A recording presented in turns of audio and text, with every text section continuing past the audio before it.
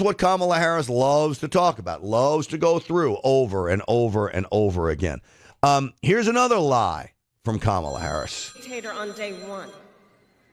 He who has called for, quote, the termination of the Constitution of the United States of America. And let us be very clear. Someone who suggests we should terminate the Constitution of the United States should never again stand behind the seal of the President of the United States. She is one Never again. angry, Never again. angry woman. She only has the emotion of anger because she doesn't have policy behind her. Quite frankly, I do believe Kamala Harris is a ding-dong.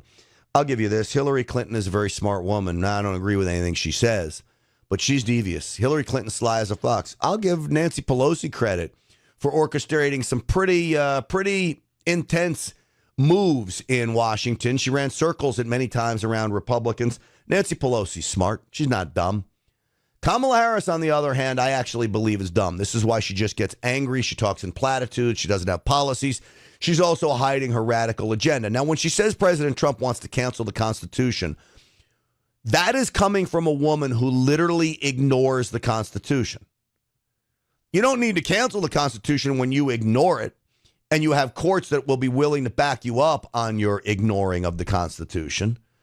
Kamala Harris and the Democrats have trampled every constitutional right known to man, and she's worried about President Trump canceling the Constitution. President Trump is fighting for our rights. We know he fights for free speech. He started Truth Social, one of the best free speech platforms out there. We know he has fought for our Second Amendment rights.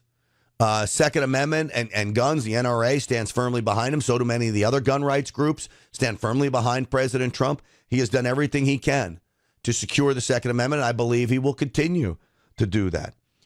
You talk about right to life. President Trump's the one who got Roe v. Wade overturned because of the constitutional aspect of that.